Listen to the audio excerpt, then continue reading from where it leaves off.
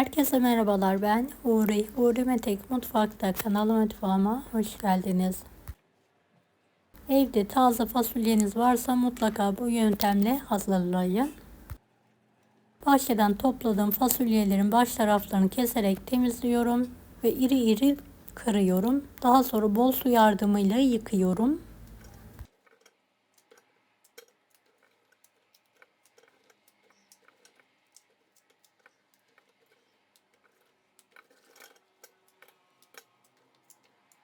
Beni hangi ülkeden veya şehirden izliyorsunuz merak ediyorum. Yoruma yazarsanız sevinirim.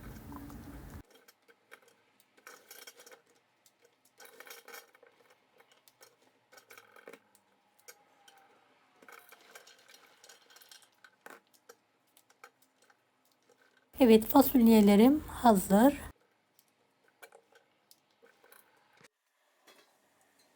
Geniş bir tencerede su kaynattım. 2 tatlı kaşığı tuz atıyorum. Fasulyeleri içine alarak yumuşayana kadar haşlamaya bırakıyorum.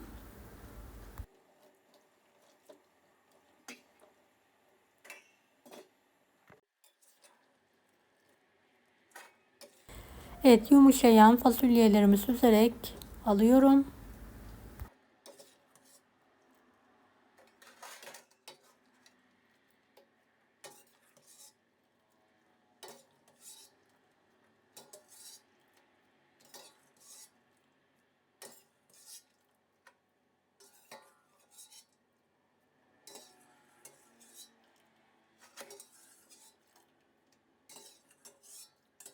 Ve kendi halinde soğumaya bırakalım.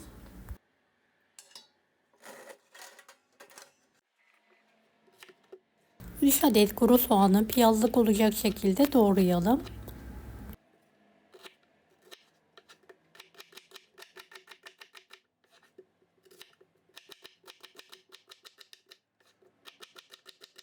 Üç dört adet sarımsağı da ince ince doğradıktan sonra tavaya alalım. Bolca sıvı yağ ile kavurmaya bırakalım.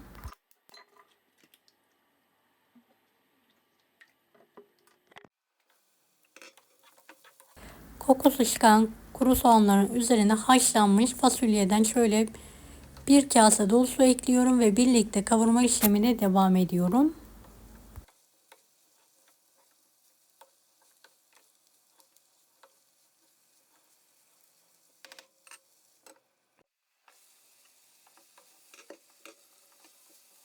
Biraz tuz ekleyelim ve karıştıralım.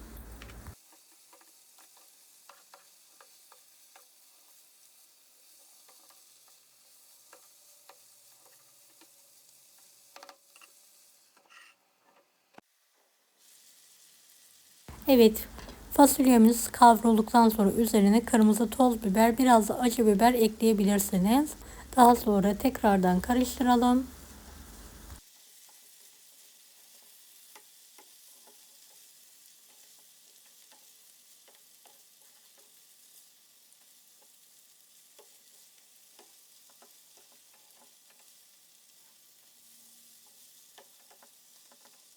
Evet, artık altını kapatabiliriz. Fasulye tavayı servis tabağına alıyorum.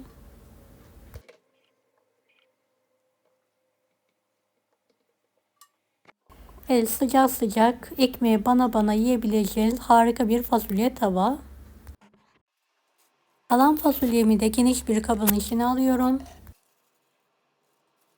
Balık unlar gibi üzerine mısır unu serpiyorum. Şöyle 5-6 yemek kaşığı yeterli. Yarım tatlı kaşığı da tuz ekleyelim ve karıştıralım.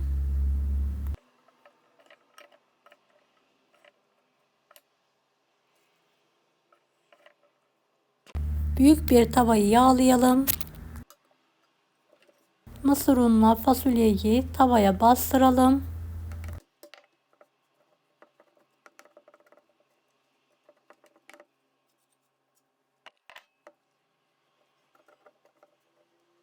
En son kapak yardımıyla tekrardan bastırarak üzerlerini düzeltiyorum.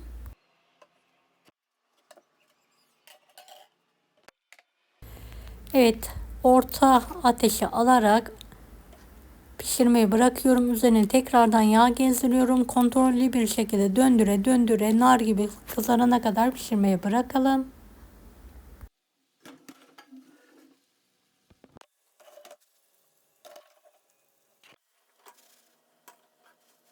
Kapak yardımıyla ters çevirebilirsiniz.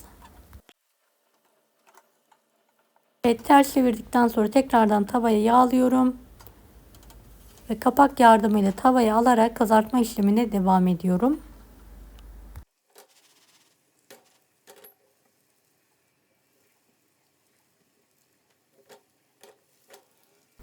Evet, tekrardan ters çeviriyorum. Bir miktar daha kızartmak için tavayı yağlıyorum. Ve tavayı aldıktan sonra bir miktar daha kızartıyorum. Evet, şöyle döndüre döndüre kızartalım.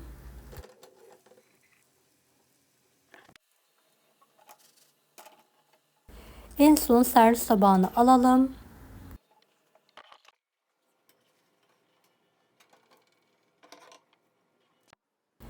Evet, mısır unlu fasulye tavamız hazır.